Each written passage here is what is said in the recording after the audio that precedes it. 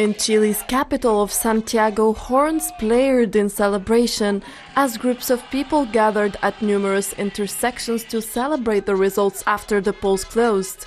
Chileans agreed by an overwhelming margin that a proposed progressive constitution to replace its current dictatorship-era charter was not what the country needed. In a referendum, almost 62% voted against the progressive draft. Chilean president, who had lobbied hard for the new document, had previously said a new constitutional process must be initiated to comply with the 2020 referendum. Los chilenos y chilenas han exigido una nueva oportunidad para Men and women of Chile have demanded a new opportunity to encounter each other, and we must live up to this call. That is why I'm committed to do my best to build together with Congress and civil society a new constituent itinerary that will provide us with a text that, gathering the lessons learned from this process, will be able to represent a broad majority.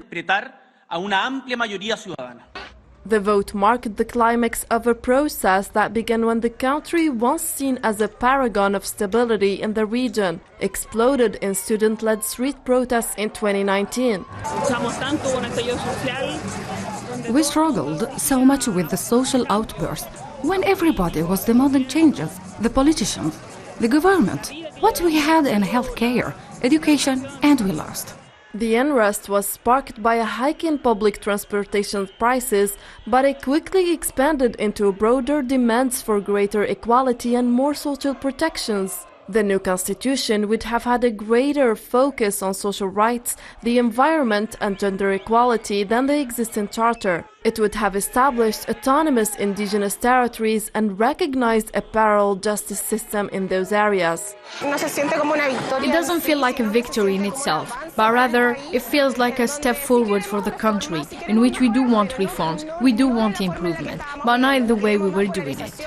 We don't want more polarization. We want to be happy. We want a united country and not with the violence that we have been experiencing during the last 2 or 3 years. In contrast, the current constitution is a market-friendly document that favors the private sector over the state in aspects like education, pensions, and healthcare.